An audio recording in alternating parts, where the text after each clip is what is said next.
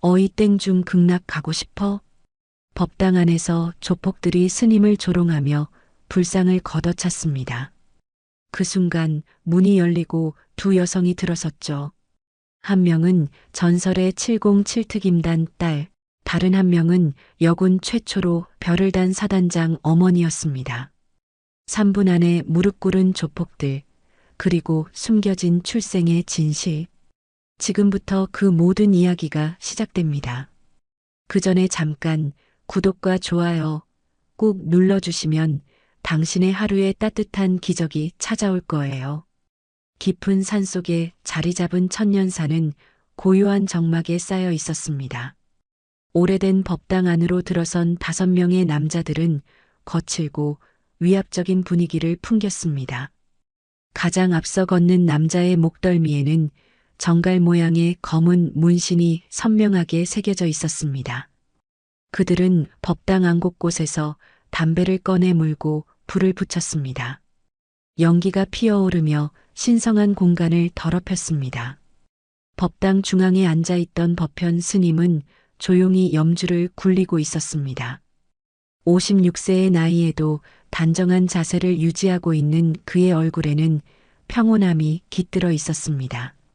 하지만 눈앞에 펼쳐진 상황을 보며 미간이 살짝 찌푸려졌습니다. 정갈파 두목 오연범이 법현 스님 앞으로 다가갔습니다. 50세의 나이답지 않게 다부진 체격을 자랑하는 그는 턱을 치켜 세우며 오만한 표정을 지었습니다. 오연범이 거친 목소리로 말했습니다. 스님, 새로 오셨다면서요? 전임 주지한테는 매달 보호비를 받았는데. 법현 스님은 고개를 들어 오연범을 바라보았습니다. 떨리는 목소리지만 단호함이 섞인 어조로 대답했습니다. 이곳은 부처님의 집입니다. 그런 돈은 낼 수 없습니다. 돌아가시지요. 오연범의 얼굴이 순간 일그러졌습니다. 뒤에 서 있던 부하들이 비웃음을 터뜨렸습니다. 한 명이 앞으로 나서며 위협적인 말투로 중얼거렸습니다. 극락 가고 싶으신가 보네. 법현 스님의 어깨가 미세하게 떨렸지만 자리에서 일어나지 않았습니다. 오연범이 신경질적으로 담배를 바닥에 던지며 발로 비볐습니다. 부하 중 한 명이 법당 앞쪽의 불상을 발로 거칠게 찼습니다. 불상이 흔들리며 시끄러운 소리가 났습니다. 다른 부하가 제단 위의 촛불을 손으로 쳐서 꺼뜨렸습니다. 법당 안이 순식간에 어두워졌습니다. 목탁채를 들더니 스님의 머리를 통통 치면서 조롱했습니다. 법현 스님은 수치스러웠지만 침착함을 유지한 채 말했습니다. 신성한 법당에서 뭐 하시는 겁니까? 그만하십시오. 오연범이 목탁채로 스님의 어깨를 거칠게 내려치며 소리쳤습니다. 뭐라는 거야, 이 문어대가리가. 부하들이 킥킥거리며 웃어댔습니다. 한 명이 불상 앞에 침을 뱉으며 말했습니다. 부처님이 보호해 주시나 어디 한번 봅시다. 법현 스님은 떨리는 손으로 염주를 더욱 꽉 움켜쥐었습니다. 두려움과 분노가 교차했지만 폭력 앞에서는 무력할 뿐이었습니다. 법당 입구에서 발걸음 소리가 들려왔습니다. 2명의 여성이 천년사 계단을 올라오고 있었습니다.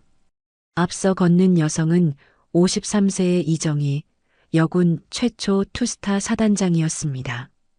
곧은 어깨와 당당한 걸음걸이에서 군인다운 기품이 느껴졌습니다. 뒤따라오는 젊은 여성은 27세의 딸 이수진 중이었습니다. 어머니를 닮아 키가 크고 날렵한 체형이었지만 더욱 차가운 눈빛을 가지고 있었습니다. 법당 문 앞에 도착한 이정희는 안에서 들려오는 소란스러운 소리를 들었습니다. 무언가 깨지는 소리와 거친 남자들의 목소리가 섞여 나왔습니다. 이정희가 문틈으로 안을 살펴보니 법당이 엉망으로 어지러져 있었습니다. 스님 한 분이 조폭들에게 둘러싸인 채 위축되어 있는 모습이 보였습니다. 이정희는 딸에게 눈짓으로 상황을 알렸습니다. 707특임단에서 훈련받은 딸이었지만 순간적으로 긴장했습니다. 이정희가 법당 문을 밀고 들어가며 위험 있는 목소리로 말했습니다. 여기서 뭐 하는 거요? 오연범과 부하들이 동시에 고개를 돌렸습니다. 갑작스럽게 나타난 두 여성을 보고 비웃음을 터뜨렸습니다. 오연범이 이정희를 위아래로 훑어보며 조롱하는 목소리로 말했습니다. 아줌마도 같이 극락 보내줘? 이정희의 눈빛이 차갑게 변했습니다. 군인으로서 수많은 위기 상황을 헤쳐온 그녀에게 이런 협박은 우습기만 했습니다. 뒤에 서 있던 수지는 상황을 빠르게 판단하고 있었습니다. 적의 수는 5명, 모두 무기를 소지하지 않은 것으로 보였습니다. 조폭 중 한 명이 이정희에게 다가가려 했습니다. 그 순간 수진이 번개처럼 움직였습니다. 707 특임단에서 익힌 격투술로 상대의 팔을 비틀며 바닥에 내동댕이 쳤습니다. 남자는 비명을 지르며 바닥에 쓰러졌습니다. 다른 조폭이 수진에게 달려들었지만 그녀는 차가운 표정으로 상대를 맞받아쳤습니다. 정확한 발차기로 상대의 낭심을 가격하자 남자는 너무나 고통스럽게 주저앉았습니다. 이정희도 움직이기 시작했습니다. 자신에게 달려드는 조폭의 주먹을 피하며 역으로 상대의 턱을 정확하게 가격했습니다. 오랜 군인 생활로 단련된 그녀의 주먹은 강력했습니다. 남자는 순간 정신을 잃고 그 자리에서 무릎을 꿇고 쓰러졌습니다. 마지막 부하까지 제압되자 오연범의 얼굴이 창백해졌습니다. 그는 뒤로 물러서며 당황한 기색을 감추지 못했습니다. 이정희가 오연범을 향해 한 걸음 다가가며 차가운 목소리로 말했습니다. 당장 여기서 꺼지세요. 오연범은 쓰러진 부하들을 둘러보며 혼비백산했습니다. 그는 쓰러져 있는 부하들을 두고 혼자 서둘러 법당을 빠져나갔습니다. 법현 스님은 갑작스럽게 벌어진 상황을 믿을 수 없다는 표정으로 바라보았습니다. 법당 안에 고요함이 다시 찾아왔습니다. 어지러워진 제단과 바닥에 흩어진 법구들이 방금 전 벌어진 일의 흔적을 보여주었습니다. 법현 스님은 생명의 위기에서 자신을 구해준 두 여성을 바라보며 두 손을 모으고 정중히 인사했습니다. 큰 은혜를 입었습니다. 이정희는 어지러진 법당을 둘러보며 걱정스러운 표정을 지었습니다. 스님이 다치지 않았는지 살펴보고 안도의 한숨을 내쉬었습니다. 법현 스님이 두 사람을 법당 안쪽으로 안내했습니다. 위험한 일에 휘말리게 해서 죄송합니다. 차라도 한 잔 드시고 가십시오. 스님은 구석에 마련된 작은 다구에서 찻잔을 꺼내기 시작했습니다. 손이 아직 떨리고 있어서 찻잔이 부딪히며 작은 소리를 냈습니다. 이정희가 스님의 불안한 모습을 보며 마음이 아팠습니다. 이정희가 다정한 목소리로 말했습니다. 괜찮으시면 저희가 도와드릴게요. 법현 스님이 고개를 들어 이정희를 바라보았습니다. 그 순간 스님의 시선이 이정희의 가슴에 달린 명찰에 머물렀습니다. 이정희라고 적힌 글자가 또렷하게 보였습니다. 스님의 눈이 점점 커지며 놀라움의 표정이 스쳤습니다. 찻잔을 들고 있던 스님의 손이 심하게 떨리기 시작했습니다. 찻잔이 손에서 빠져나와 바닥에 떨어져 깨졌습니다. 도자기 조각들이 바닥에 흩어지며 청명한 소리를 냈습니다. 법현 스님의 입에서 작고 떨리는 목소리가 흘러나왔습니다. 정희야. 그 목소리는 너무나 작아서 거의 중얼거림에 가까웠습니다. 하지만 이정희의 귀에는 분명하게 들렸습니다. 28년이라는 긴 세월이 흘렀지만 그 목소리는 여전히 익숙했습니다. 이정희의 온몸에 전율이 흘렀습니다. 이정희가 스님의 얼굴을 자세히 들여다보았습니다. 삭발한 머리와 주름이 늘어난 얼굴이지만 그 눈빛만은 변하지 않았습니다. 어린 시절부터 알던 그 따뜻하면서도 슬픈 눈빛이었습니다. 이정희의 입에서도 떨리는 목소리가 나왔습니다. 민호 씨, 정말 민호 씨 맞아? 두 사람은 서로를 바라보며 말을 잇지 못했습니다. 28년이라는 세월이 순식간에 무너져 내리는 것 같았습니다. 젊은 시절의 기억들이 물밀듯이 밀려왔습니다. 수지는 어머니와 스님 사이에 흐르는 묘한 긴장감을 감지했습니다. 두 사람의 표정이 갑자기 변한 것을 보고 혼란스러워했습니다. 무언가 자신이 모르는 일이 벌어지고 있다는 것을 직감했습니다. 법당 안에는 깊은 침묵이 흘렀습니다. 오직 두 사람의 거친 숨소리만이 고요함을 깨뜨렸습니다. 깊은 침묵이 흐르던 법당에서 정희가 먼저 입을 열었습니다. 도대체 어떻게 된 거야? 그렇게 갑자기 사라져버리고. 법현 스님은 고개를 숙인 채 아무 대답도 하지 않았습니다. 정희가 답답함을 참지 못하고 말했습니다. 제발 무슨 말이라도 해봐. 내가 어떻게 살았는지 알기나 해? 법현 스님이 천천히 고개를 들어 정희를 바라보며 입을 열었습니다. 사실 그의 목소리와 함께 이야기는 28년 전 과거로 흘러갔습니다. 1997년 가을 서울 시내의 한 작은 카페였습니다. 28세의 강민호는 두꺼운 법학책을 펼쳐놓고 열심히 공부하고 있었습니다.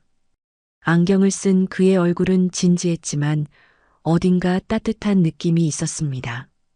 낡은 셔츠와 빛바랜 청바지 차림에서 넉넉하지 않은 형편이 느껴졌습니다. 카페 문이 열리며 25세의 이정희가 들어왔습니다.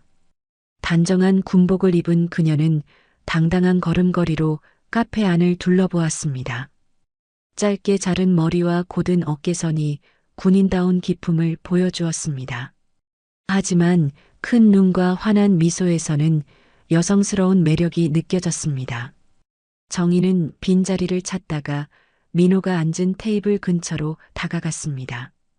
민호는 공부에 집중하느라 그녀의 존재를 알아차리지 못했습니다. 정희가 의자를 끌어당기는 소리에 민호가 고개를 들었습니다. 두 사람의 시선이 처음으로 마주치는 순간이었습니다. 민호는 정희의 아름다운 모습에 첫눈에 반해버렸습니다. 책에서 손을 떼고 어색하게 미소를 지었습니다. 정희도 민호의 진지하면서도 선량해 보이는 얼굴에 호감을 느꼈습니다. 정희가 먼저 말을 걸었습니다. 공부하시는 거 방해된다면 자리를 옮길게요. 민호가 당황하며 손을 흔들었습니다. 아니에요, 괜찮습니다. 혹시 커피 한 잔 같이 드실래요? 정희의 얼굴에 환한 미소가 번졌습니다. 좋아요. 두 사람은 서로의 이야기에 빠져들었습니다.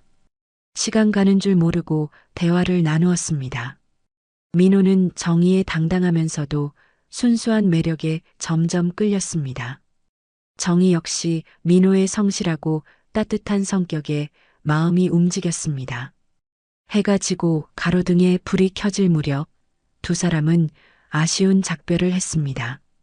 민호가 정희에게 전화번호를 물어보며 떨리는 목소리로 말했습니다. 다시 만날 수 있을까요? 정희가 밝게 웃으며 대답했습니다. 물론이죠. 그 후로 민호와 정희는 자주 만나게 되었습니다. 민호가 공부하던 도서관 근처 카페가 두 사람의 주요 만남 장소가 되었습니다. 정희는 부대 일과가 끝나면 민호를 찾아와 함께 시간을 보냈습니다. 민호 역시 공부 중간중간 정희에게 전화를 걸어 안부를 물었습니다. 어느 따뜻한 봄날 저녁 두 사람은 한강공원을 걸으며 대화를 나누었습니다. 민호가 정희에게 자신의 가족 이야기를 털어놓았습니다. 부모님이 운영하는 작은 식당은 손님이 많지 않아 항상 어려웠다고 했습니다. 그럼에도 불구하고 아버지와 어머니는 아들의 공부를 위해 밤낮으로 일하고 계셨습니다. 민호의 목소리에는 부모님에 대한 깊은 사랑과 고마움이 담겨 있었습니다. 언젠가 판사가 되면 부모님께 편안한 생활을 선물하고 싶어.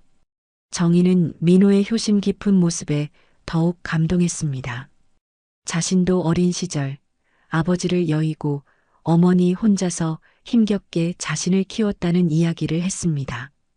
그래서 군인이 되어 나라와 어머니를 지키고 싶다는 꿈을 갖게 되었다고 말했습니다. 정희가 민호의 손을 잡으며 따뜻하게 말했습니다. 민호 씨 꿈을 응원할게요. 꼭 이루실 거예요. 민호는 정희의 격려에 큰 힘을 얻었습니다. 공부가 힘들고 지칠 때마다 정희의 응원이 큰 위로가 되었습니다. 정희 역시 힘든 훈련과 군 생활 중에 민호의 따뜻한 말 한마디가 큰 격려가 되었습니다. 두 사람은 서로의 든든한 지지자가 되어갔습니다. 민호는 정희가 부대에서 겪는 어려움을 들어주며 위로했습니다. 정희는 민호의 공부를 도와주며 함께 미래를 그려나갔습니다. 주말이면 두 사람은 민호의 부모님이 운영하는 식당을 찾았습니다. 민호의 어머니는 정희를 친딸처럼 반겨주셨습니다. 아버지도 정희의 당당하고 예의 바른 모습을 매우 좋아하셨습니다. 민호의 어머니가 정희에게 음식을 차려주며 말씀하셨습니다. 우리 민호가 좋은 사람 만났네요. 정희 씨 덕분에 공부도 더 열심히 하는 것 같아요. 정희는 부모님의 따뜻한 관심에 감사했습니다. 일찍 아버지를 잃은 그녀에게는 민호의 아버지가 친아버지처럼 느껴졌습니다. 민호의 어머니도 자신의 어머니처럼 다정하게 돌봐주셨습니다. 민호는 정희가 자신의 가족과 잘 어울리는 모습을 보며 행복했습니다.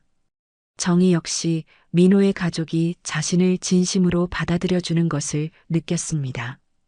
계절이 바뀌어 가을이 되었습니다. 민호와 정희의 사랑은 더욱 깊어졌습니다. 두 사람은 서로 없으면 안 될 존재가 되어 있었습니다. 함께 보내는 시간들은 모두 소중하고 행복한 추억이 되었습니다. 1998년 가을, 민호와 정희가 처음 만난 지 1년이 되는 날이었습니다. 민호는 이 특별한 날을 위해 몇 달 전부터 준비를 해왔습니다. 아르바이트로 번 돈을 조금씩 모아서 정희에게 줄 선물을 마련했습니다. 작은 보석 상자 안에는 비싸진 않지만 진심이 담긴 은반지가 들어 있었습니다. 민호는 정희와 처음 만났던 그 카페로 그녀를 데려갔습니다. 같은 자리, 같은 테이블에 앉아 1년 전을 추억했습니다. 정희는 민호가 왜 이곳을 택했는지 금세 알아차리고 감동했습니다. 민호가 떨리는 손으로 작은 상자를 꺼냈습니다. 정희야, 우리가 만난 지 1년이 되었어. 정희의 눈이 커졌습니다. 상자를 열어보니 작지만 아름다운 은반지가 들어 있었습니다. 반지에는 작은 하트 모양이 새겨져 있었습니다. 민호가 진지한 표정으로 정희의 손을 잡았습니다. 나와 결혼해 줄래? 지금은 부족하지만 항상 행복하게 해줄게. 정희의 눈에 눈물이 고였습니다. 민호의 진심이 담긴 프로포즈에 가슴이 뜨거워졌습니다. 그녀는 고개를 끄덕이며 환한 미소를 지었습니다. 정희가 감동에 젖은 목소리로 대답했습니다. 네, 좋아요. 민호 씨와 함께 할게요. 민호는 정희의 손가락에 반지를 끼워 주었습니다. 작은 반지였지만 두 사람의 사랑을 상징하는 소중한 약속이었습니다. 정희는 반지를 바라보며 행복의 겨운 미소를 지었습니다. 그때 민호의 핸드폰이 울렸습니다. 화면에는 어머니라는 글자가 떠 있었습니다. 민호는 핸드폰을 확인했지만 받지 않았습니다. 지금 이 순간이 너무 소중했기 때문입니다. 잠시 후 문자 메시지가 왔습니다. 민호가 문자를 확인해 보니 가게로 급히 와달라는 내용이었습니다. 민호는 휴대폰을 무음으로 바꿨습니다. 오늘은 정희에게만 집중하고 싶었기 때문입니다. 같은 시각 조폭들이 민호네 부모님의 식당 문을 거칠게 두들기고 있었습니다. 조폭들은 결국 잠겨있는 문을 부수고 들어왔습니다. 앞서 걸어오는 남자의 목덜미에는 정갈 문신이 선명하게 보였습니다. 정갈파 조직원들이었습니다. 정갈파 행동대장 오연범이 식당 안을 둘러보며 거만한 표정을 지었습니다. 뒤따라온 부하들은 의자를 거칠게 끌어당기며 자리에 앉았습니다. 오연범이 낮은 목소리로 말했습니다. 이제 그만 도장 찍고 끝냅시다. 민호의 아버지가 떨리는 목소리로 대답했습니다. 시간을 좀 주세요. 갑자기 나가라고 하시면 어떻게 해요? 오연범이 민호의 아버지의 뺨을 툭툭 치며 비웃었습니다. 아니 갑자기라니 우리가 몇 번을 여기 찾아왔는데? 다른 조폭이 식당 벽에 걸린 액자를 떨어뜨렸습니다. 유리가 깨지며 바닥에 흩어졌습니다. 민호의 부모님은 겁에 질린 채 서로를 끌어안았습니다. 부하들이 식당 곳곳에 물건들을 집어던지기 시작했습니다. 접시들이 바닥에 떨어져 깨졌습니다. 민호의 어머니가 울먹이며 다시 아들에게 전화를 걸었습니다. 손이 너무 떨려서 번호를 제대로 누르기 힘들었습니다. 여전히 아들은 전화를 받지 않았습니다. 민호의 어머니가 조폭들을 향해 소리쳤습니다. 그만하세요. 경찰을 부르겠어요. 오연범이 비웃으며 말했습니다. 경찰? 불러봐. 내가 경찰서장한테 갖다 준 돈이 얼만지 알아? 우리는 합법적으로 재개발 이야기하는 거니까. 민호의 어머니가 떨리는 손으로 경찰에 전화를 걸었습니다. 조폭들의 행동은 점점 더 거칠어졌습니다. 오연범이 부하에게 눈짓을 했습니다. 부하 중 한 명이 민호의 어머니에게 다가갔습니다. 민호의 아버지는 어머니를 보호하려고 부하의 앞을 막아섰습니다. 부하가 거친 목소리로 말했습니다. 아저씨, 나와봐. 아줌마랑 할 얘기가 있으니까. 민호의 아버지가 떨리는 목소리로 대답했습니다. 애 엄마는 건들지 마시오. 부하가 어이없어하며 민호의 아버지를 옆으로 거칠게 밀어 넘어뜨렸습니다. 갑작스러운 힘에 민호의 아버지는 균형을 잃고 옆으로 넘어졌습니다. 민호의 아버지는 옆쪽 테이블의 날카로운 모서리에 머리를 박았습니다. 퍽 하는 소리와 함께 바닥에 쓰러졌습니다. 머리에서 피가 흘러나오기 시작했습니다. 민호의 어머니가 비명을 질렀습니다. 여보. 어머니는 쓰러진 아버지에게 달려가 무릎을 꿇었습니다. 피가 바닥에 점점 번져나갔습니다. 오연범은 전혀 당황하지 않고 부하에게 말했습니다. 야, 인주 가져와서 지장 찍어. 부하가 인주와 계약서를 가져왔습니다. 쓰러져 있는 민호의 아버지 손가락을 들어 계약서에 지장을 찍었습니다. 이제 됐다.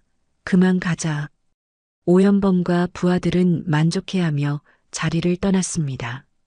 민호의 어머니가 아버지를 흔들며 울부짖었습니다. 여보, 눈 떠요. 제발 눈 떠요. 하지만 아버지는 반응이 없었습니다. 숨소리도 들리지 않았습니다. 식당에는 민호의 어머니와 숨진 아버지만 남았습니다. 어머니는 아버지의 차가운 몸을 부여잡고 계속 울었습니다. 피가 바닥에 넓게 퍼져 있었습니다. 어머니가 떨리는 손으로 다시 아들에게 전화를 걸었습니다. 여전히 연결되지 않았습니다. 멀리서 경찰차 사이렌 소리가 들려왔습니다. 하지만 이미 너무 늦었습니다. 돌이킬 수 없는 일이 벌어진 후였습니다. 다음 날 아침 호텔 침대에서 눈을 뜬 민호는 행복한 미소를 지었습니다. 어젯밤 정희와 보낸 달콤한 시간이 꿈만 같았습니다. 손가락에 끼워진 커플링을 바라보며 흐뭇해했습니다. 민호가 침대 옆 테이블 위에 핸드폰을 집어들었습니다. 화면에는 어머니로부터 온 수십 통의 부재중 전화가 표시되어 있었습니다. 문자 메시지도 여러 개 와 있었습니다. 민호의 얼굴이 순간 굳어졌습니다. 평소 어머니는 이렇게 많은 전화를 하지 않으셨습니다.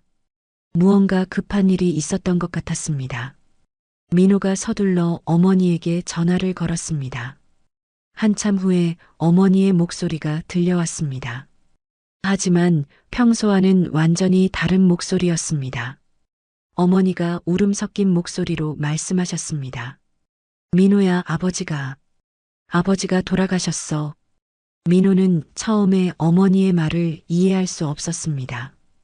어젯밤만 해도 건강하셨던 아버지가 갑자기 돌아가셨다는 것이 믿어지지 않았습니다. 민호가 떨리는 목소리로 물었습니다. 뭐라고요?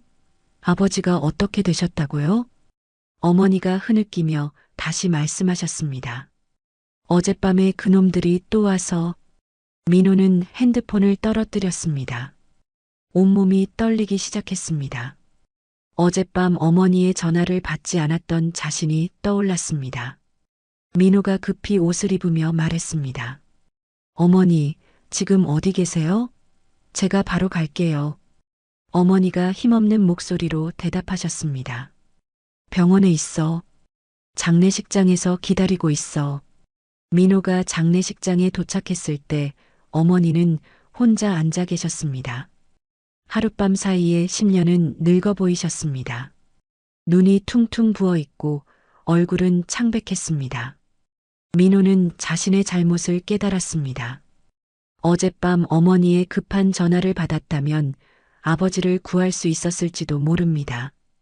자신이 정의에게만 신경 쓰느라 부모님을 외면했다는 생각이 들었습니다. 민호가 어머니의 손을 잡으며 말했습니다. 어머니, 제가 잘못했어요. 제가 전화를 받았어야 했는데. 어머니는 고개를 저으며 아무 말도 하지 않았습니다. 하지만 민호는 죄책감에서 벗어날 수 없었습니다. 만약 자신이 있었다면 아버지를 지킬 수 있었을 것이라는 생각이 계속 들었습니다. 행복했던 어젯밤이 갑자기 악몽처럼 느껴졌습니다. 민호는 아버지의 영정 사진 앞에 무릎을 꿇었습니다. 아버지의 따뜻한 미소가 담긴 사진을 바라보며 눈물이 쏟아졌습니다. 어젯밤 자신의 행복 뒤에 이런 비극이 벌어지고 있었다니 믿을 수 없었습니다. 민호가 아버지에게 중얼거렸습니다. 아버지, 죄송해요. 제가 지켜드렸어야 했는데. 아버지의 장례식이 치러진 지 사흘이 지났습니다. 민호는 어머니와 함께 텅 빈 집에서 지내고 있었습니다. 평소 아버지의 웃음소리로 가득했던 집은 이제 정막만이 흘렀습니다. 어머니는 거의 말을 하지 않으셨고 음식도 제대로 드시지 않으셨습니다. 민호는 어머니를 돌보면서도 자책감에서 벗어날 수 없었습니다. 밤마다 그날 밤 일을 되돌아보며 후회했습니다. 어느 날 아침 어머니가 갑자기 가슴을 움켜쥐며 쓰러지셨습니다. 민호는 급하게 어머니를 모시고 응급실로 향했습니다. 민호는 어머니만큼은 꼭 지키고 싶었습니다. 하지만 그날 저녁 어머니의 상태가 급격히 나빠졌습니다.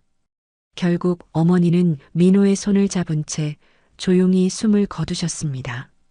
며칠 사이에 부모님을 모두 잃은 민호는 완전히 무너졌습니다.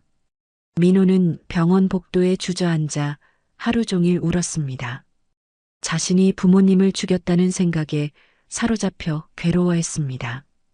그날 밤 정의와 행복해했던 자신이 원망스러워서 이 모든 사실을 정의에게 한마디도 하지 않았습니다. 민호의 마음속에는 깊은 절망과 죄책감만 남았습니다. 민호는 집으로 돌아가 모든 것을 정리하기 시작했습니다. 사법고시 공부 자료들을 모두 버렸습니다. 정의와 함께 찍은 사진들도 모두 치웠습니다. 며칠 후 민호는 정의에게 헤어지자는 짧은 문자 하나만 남기고 집을 떠났습니다. 어디로 가는지도 말하지 않고 홀연히 사라졌습니다. 깊은 산속으로 들어가 속세를 등지기로 결심했습니다. 정의는 민호를 찾으려 노력했지만 흔적을 찾을 수 없었습니다. 민호가 떠난 지 한 달이 지났습니다.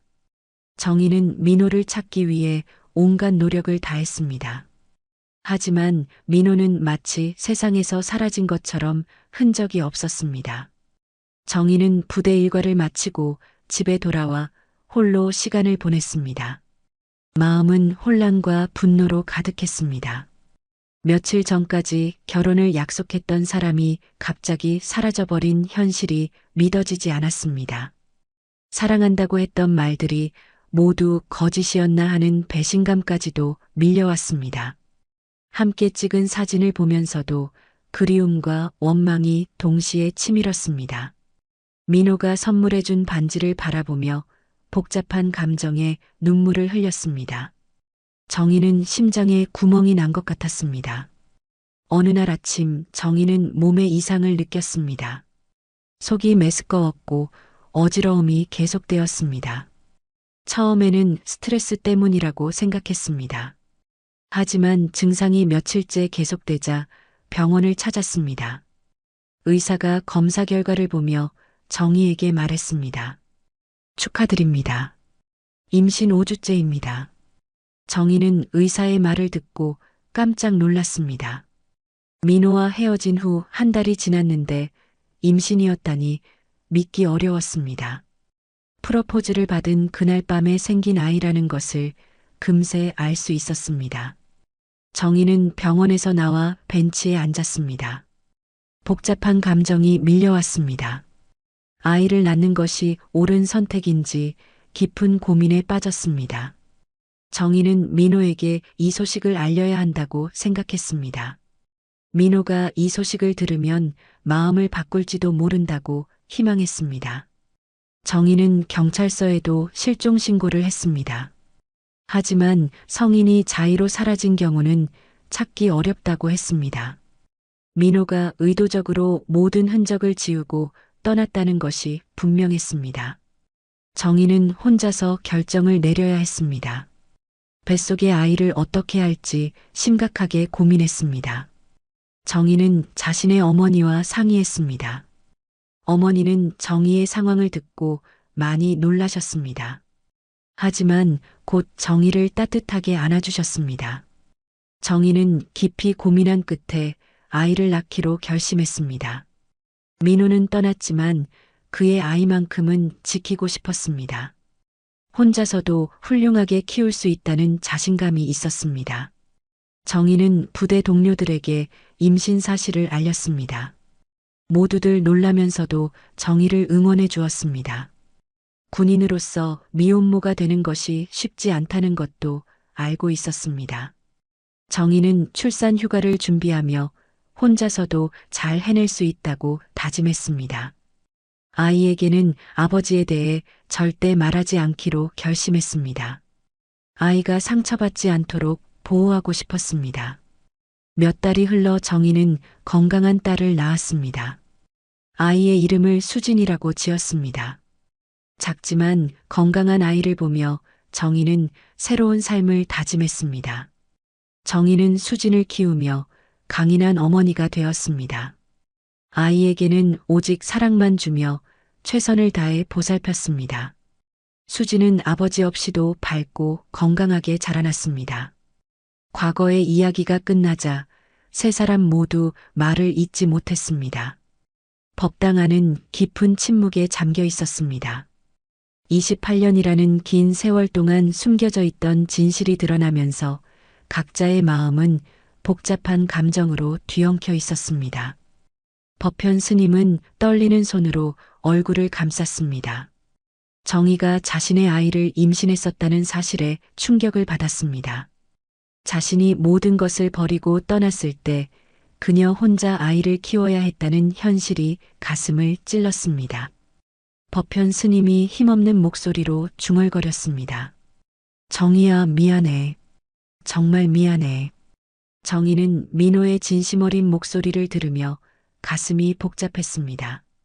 그토록 원망했던 그의 갑작스러운 이별에 이런 비극이 숨어 있었다니 믿기 어려웠습니다. 동시에 28년 동안 혼자 짊어져야 했던 상처와 분노가 되살아났습니다. 정희가 떨리는 목소리로 말했습니다. 어머님, 아버님 일은 정말 유감이야. 하지만 나 혼자 수진이를 키우면서 얼마나 힘들었는지 알아? 수진은 두 사람의 대화를 들으며 완전히 혼란에 빠졌습니다. 평생 아버지가 없다고 생각하며 살아왔는데 갑자기 눈앞에 아버지가 나타났습니다. 그것도 스님의 모습으로 말입니다.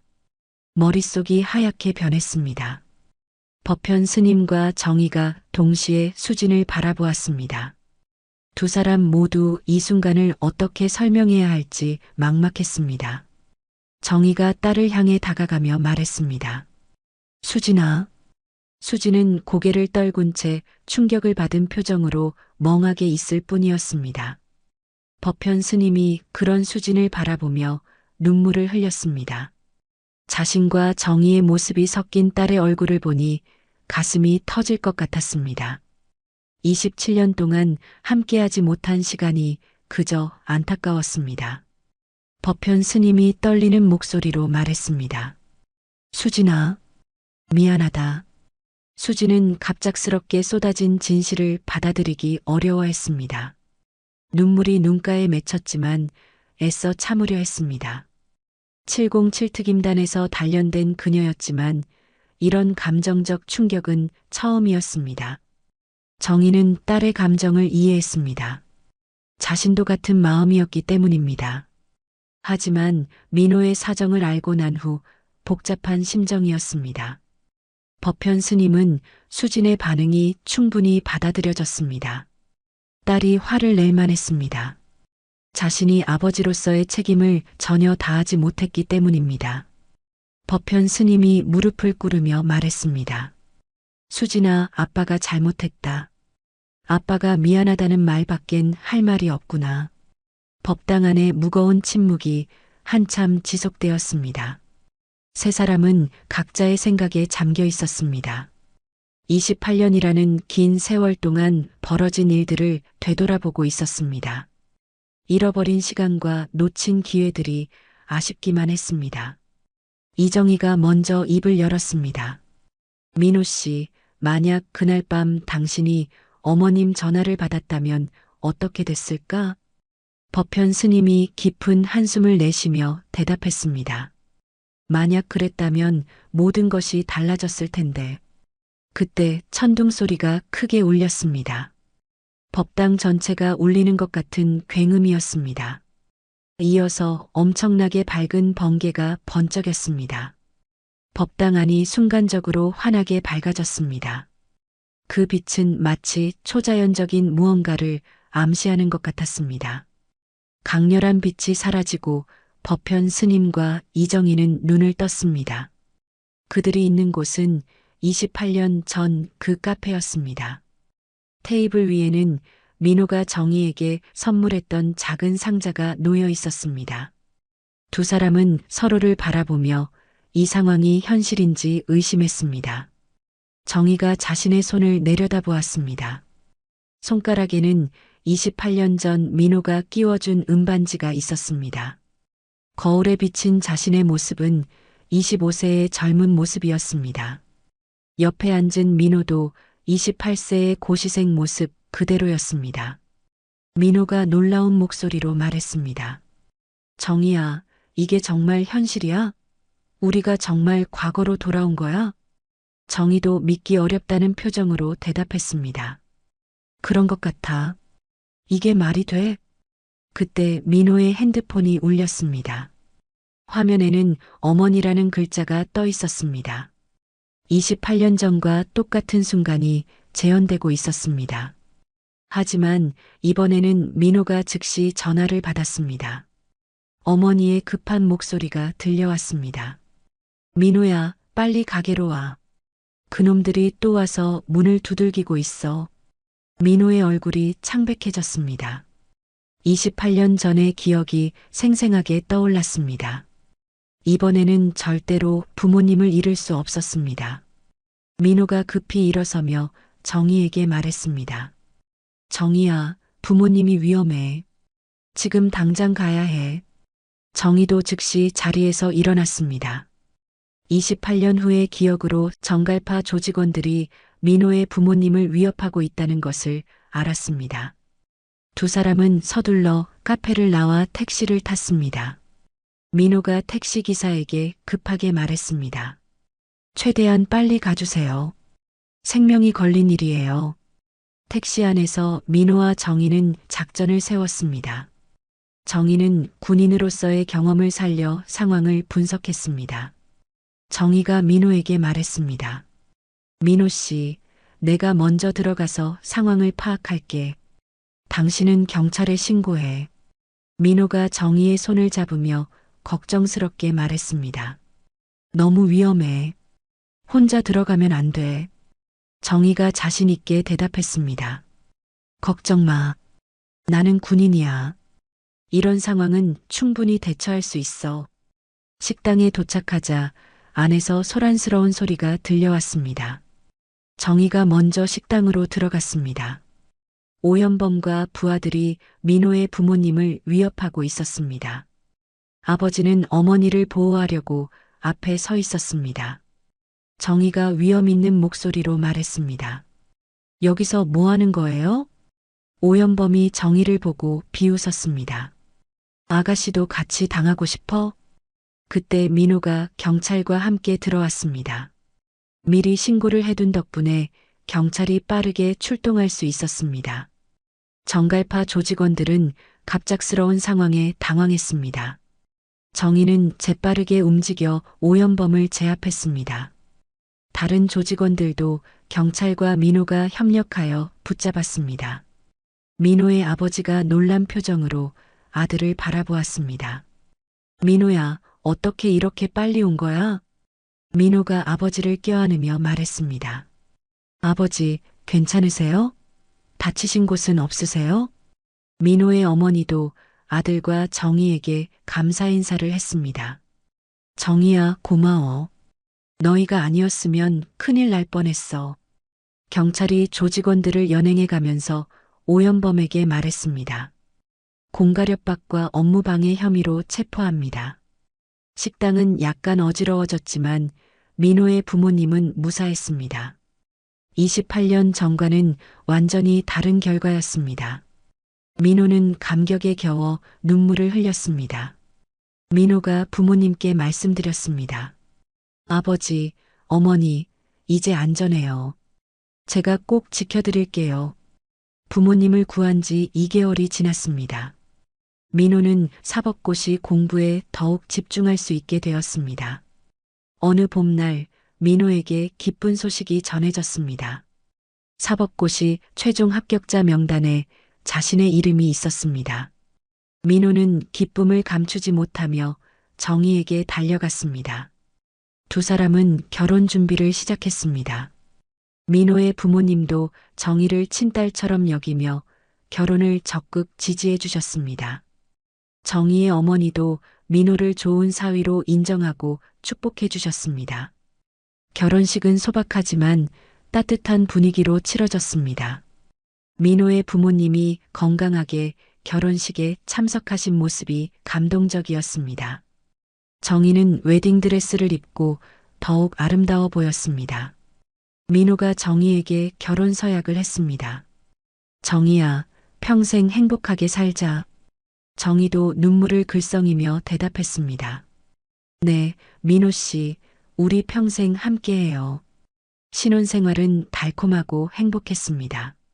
민호는 판사로 임용되어 안정적인 직업을 갖게 되었습니다. 정희도 군에서 진급하며 뛰어난 능력을 인정받았습니다.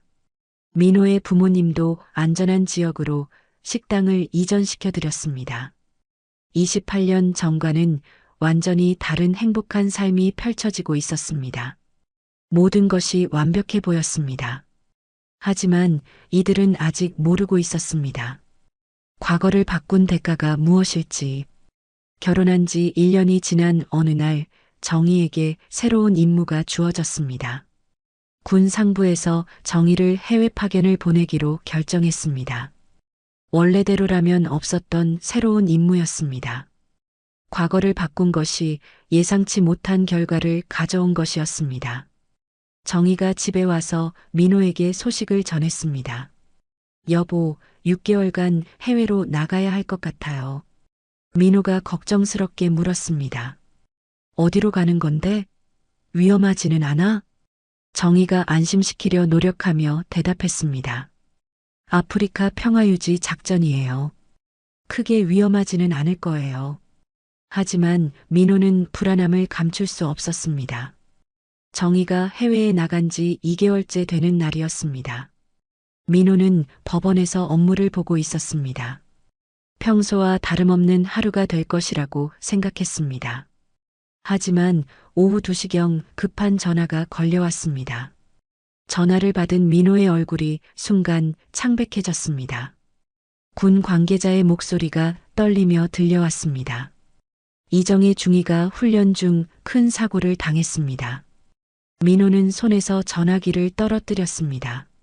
주변의 모든 소리가 멀게 들렸습니다. 무슨 일이 벌어진 것인지 정확히 파악할 수 없었습니다. 민호가 떨리는 목소리로 물었습니다. 무슨 사고요?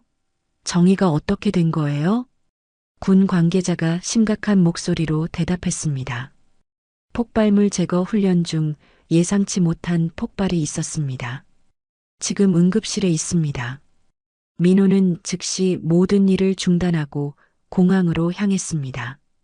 가장 빠른 항공편으로 정희가 있는 병원으로 향했습니다. 비행기 안에서 민호는 계속 기도했습니다. 정희가 무사하기를 간절히 바랐습니다. 12시간 후 민호는 해외 군 병원에 도착했습니다. 응급실 앞에서 의료진들이 분주하게 움직이고 있었습니다. 민호는 가장 먼저 정희를 찾았고 상태를 물었습니다. 여보 괜찮아? 어떻게 된 거야? 의사는 뭐래? 정희는 아프지만 최대한 내색하지 않으며 대답했습니다. 응, 난 괜찮아. 많이 놀랬지? 미안해. 나도 결과를 기다리고 있는 중이야.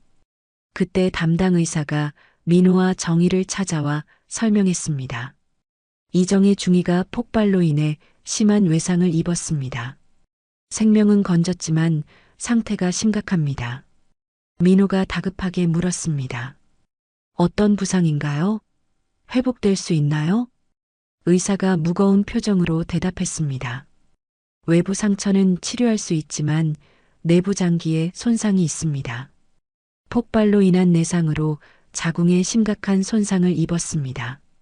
정희와 민호는 의사의 말을 이해하지 못했습니다. 의사가 더 구체적으로 설명했습니다. 앞으로 임신이 어려울 것 같습니다. 그 순간 정희와 민호의 세상이 무너져 내렸습니다. 정희가 충격에 빠져 말을 잇지 못했습니다. 민호도 갑작스러운 소식에 어떻게 반응해야 할지 몰랐습니다. 두 사람은 서로를 바라보며 절망에 빠졌습니다. 원래대로라면 수진이 태어나야 하지만 이제는 불가능해졌습니다. 과거를 바꾼 대가가 이런 형태로 나타난 것이었습니다. 정희는 회복 후 본국으로 돌아왔습니다. 하지만 예전의 밝은 모습은 찾을 수 없었습니다. 수진이를 다시는 볼 수 없는 현실이 그녀를 깊은 슬픔에 빠뜨렸습니다. 민호도 정희를 위로하려 노력했지만 한계가 있었습니다. 두 사람 모두 상처받은 마음을 달랠 방법을 찾지 못했습니다. 행복했던 결혼 생활에 깊은 균열이 생겼습니다. 한국으로 돌아온 지 한 달이 지났습니다. 정희는 신체적으로는 많이 회복되었지만 마음의 상처는 깊었습니다. 예전에 행복했던 모습을 찾기 어려웠습니다. 어느 날 저녁 민호와 정희는 오랜만에 조용히 대화를 나누었습니다. 거실에 앉아 차를 마시며 서로의 마음을 털어놓았습니다. 창밖으로는 28년 후와 똑같은 가을 풍경이 펼쳐져 있었습니다. 정희가 먼저 입을 열었습니다. 여보, 우리가 과거를 바꾼 게 정말 옳은 일이었을까요? 민호는 정희의 질문에 답하지 못했습니다. 자신도 같은 생각을 하고 있었기 때문입니다. 부모님을 구한 것은 좋았지만 그 대가가 너무 컸습니다. 민호가 깊은 한숨을 내쉬며 말했습니다. 나도 모르겠어. 정희가 창밖을 바라보며 중얼거렸습니다. 원래대로라면 우리에게 딸이 있었잖아요. 수진이요. 민호도 28년 후의 기억을 떠올렸습니다. 당당하고 용감한 딸 수진의 모습이 생생했습니다. 707 특임단 중위로 성장한 딸을 자랑스럽게 바라보았던 기억이 났습니다. 민호가 슬픈 목소리로 말했습니다. 우리 딸 수진이를 이제 다시는 볼 수 없다니. 정희의 눈에 눈물이 고였습니다. 사랑했던 딸에 대한 그리움이 밀려왔습니다. 수진은 자신이 혼자 키운 소중한 딸이었습니다. 민호도 복잡한 마음이 되었습니다. 부모님의 생명과 딸의 존재 사이에서 선택해야 하는 상황이었습니다. 둘 다 소중하지만 둘 다 가질 수는 없다는 현실이 잔혹했습니다. 시간을 바꾼 결과가 이런 형태로 나타날 줄은 몰랐습니다. 한쪽을 구하면 다른 쪽을 잃는 잔혹한 교환이었습니다. 민호가 자책하며 말했습니다. 내 생각이 짧았나 봐. 정희가 민호의 손을 잡으며 위로했습니다. 당신 잘못이 아니에요. 저도 그때는 시부모님을 구하는 것만 생각했어요. 두 사람은 깊은 침묵에 빠졌습니다. 행복을 얻기 위해 과거를 바꿨지만 다른 행복을 잃었습니다. 정희가 조심스럽게 물었습니다. 만약 다시 선택할 수 있다면 어떻게 하시겠어요? 민호는 오랫동안 생각했습니다. 부모님의 생명도 소중하고 딸의 존재도 소중했습니다. 어느 것도 포기할 수 없는 딜레마였습니다. 민호가 괴로운 목소리로 대답했습니다. 모르겠어. 둘 다 너무 소중해서 선택할 수 없어. 정희도 같은 마음이었습니다. 원래는 민호를 잃었지만 수진을 얻었습니다. 지금은 민호를 얻었지만 수진을 잃었습니다. 정희가 슬픈 미소를 지으며 말했습니다. 인생이 참 잔혹하네요. 모든 것을 가질 수는 없나 봐요. 민호도 고개를 끄덕였습니다. 시간을 되돌려서 무언가를 바꾸는 게 정답이 아니라는 것을 깨달았습니다. 무언가를 바꾸면 반드시 다른 무언가를 잃게 되는 법칙이 있는 것 같았습니다. 그때 밖에서 다시 바람소리가 들리기 시작했습니다. 28년 후 시간 여행을 할 때와 비슷한 날씨 변화였습니다. 두 사람은 서로를 바라보며 무언가를 예감했습니다. 민호가 놀란 목소리로 말했습니다. 이거 그때 겪었던 것과 똑같아. 정희도 기억을 떠올리며 고개를 끄덕였습니다. 천년사 법당에서 경험했던 그 신비로운 현상이 다시 일어나고 있었습니다. 무언가 초자연적인 일이 벌어지려는 징조였습니다. 번개가 번쩍이며 집안을 환하게 비췄습니다. 하지만 이번 번개는 저번보다 더 강렬했습니다. 마치 하늘이 갈라지는 것처럼 강력한 빛이었습니다. 빛이 점점 더 강해지며 두 사람을 완전히 감쌌습니다. 강렬한 폭풍 속에서 두 사람은 다시 시간의 틈새로 빨려 들어갔습니다. 강렬한 빛이 사라지고 민호와 정희는 눈을 떴습니다. 그들이 있는 곳은 천년사 법당이었습니다. 차를 마시던 바로 그 순간으로 돌아와 있었습니다. 테이블 위에는 아직 김이 나는 차가 그대로 놓여 있었습니다. 수진이 여전히 부모님 곁에 앉아 있었습니다. 그녀는 부모님의 갑작스러운 표정 변화를 보며 의아해했습니다. 방금 전까지 과거 이야기를 나누던 중이었는데 갑자기 분위기가 달라졌습니다. 법현 스님이 정희를 바라보며 놀란 표정을 지었습니다. 방금 전까지와는 다른 묘한 느낌이 들었습니다. 마치 오랜 시간이 흘렀다가 다시 돌아온 것 같은 기분이었습니다. 정희도 주위를 둘러보며 혼란스러워했습니다. 분명히 28년 전으로 돌아가서 여러 가지 일들을 겪었는데 다시 현재로 돌아와 있었습니다. 하지만 그 모든 일이 꿈이었는지 현실이었는지 확신할 수 없었습니다. 수진이 걱정스러운 목소리로 물었습니다. 두 분 다 괜찮으세요? 갑자기 표정이 이상해지셨는데요. 민호와 정희는 서로를 바라보며 무언의 소통을 했습니다. 두 사람 모두 똑같은 경험을 한 것이 분명했습니다. 28년 전으로 돌아가서 부모님을 구하고 결혼했던 기억이 생생했습니다. 정희가 조심스럽게 민호에게 물었습니다. 민호 씨, 혹시 당신도 방금 전 민호가 고개를 끄덕이며 대답했습니다. 응, 나도 같은 것을 경험했어.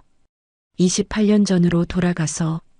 하지만 문장을 끝까지 말하지 못했습니다.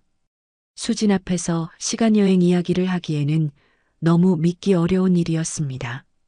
수진은 부모님의 이상한 행동을 계속 지켜보았습니다. 뭔가 자신이 모르는 일이 벌어진 것 같았지만 정확히 알 수는 없었습니다. 단지 두 분 사이에 묘한 기류가 흐르고 있다는 것만 느꼈습니다. 법현 스님이 차를 한 모금 마시며 생각에 잠겼습니다. 방금 전까지의 기억들이 너무나 생생했습니다. 과거로 돌아가서 부모님을 구하고 정의와 행복하게 살았던 기억들이었습니다. 정의도 자신의 기억을 정리하려 노력했습니다. 민호가 수진을 바라보며 감회에 젖었습니다. 바뀐 과거에서는 만날 수 없었던 딸이 지금 눈앞에 앉아 있었습니다. 수진의 존재 자체가 현재의 소중함을 보여주고 있었습니다.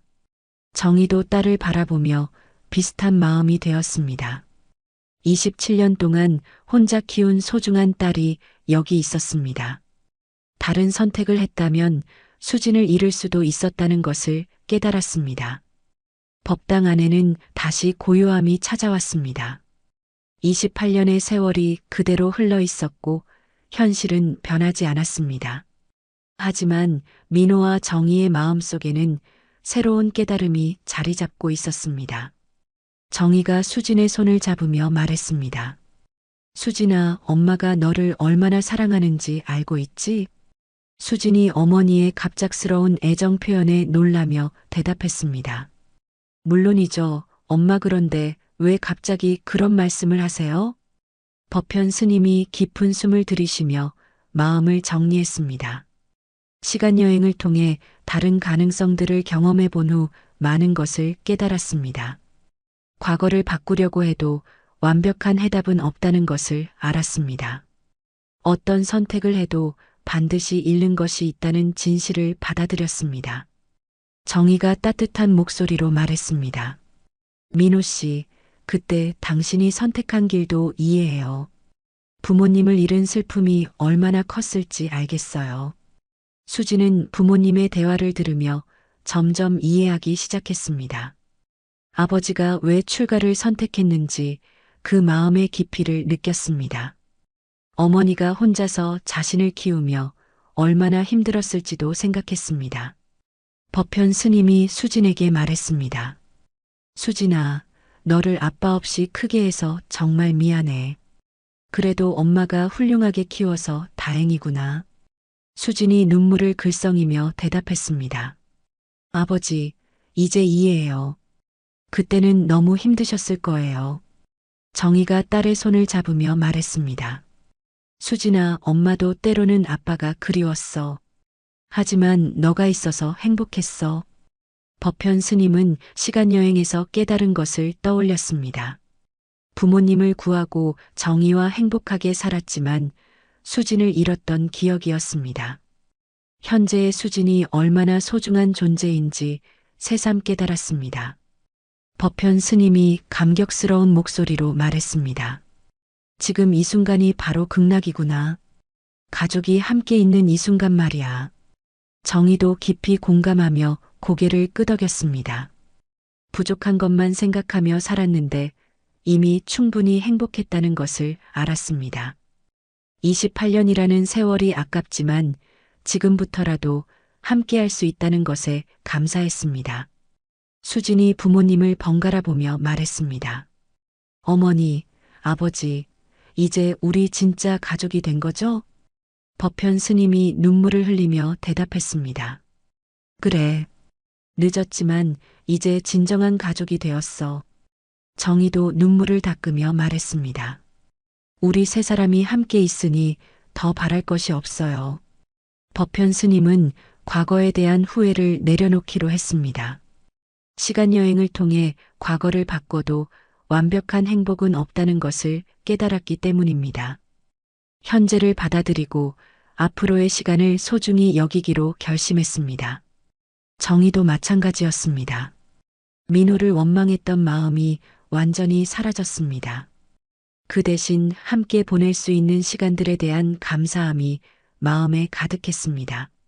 수진이 두 부모님의 손을 잡으며 말했습니다. 앞으로 자주 만나요. 28년을 못 본 만큼 더 많이 만나서 이야기해요. 해가 서쪽으로 기울어지며 법당 안에 따뜻한 빛이 들어왔습니다.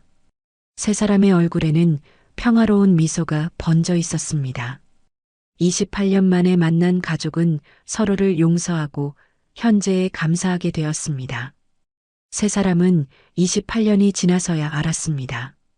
그 무엇과도 바꿀 수 없는 건 바로 지금이라는 것을. 오늘 이야기 마음에 드셨나요? 구독과 좋아요를 눌러주시면 당신의 하루에 따뜻한 기적이 찾아올 거예요.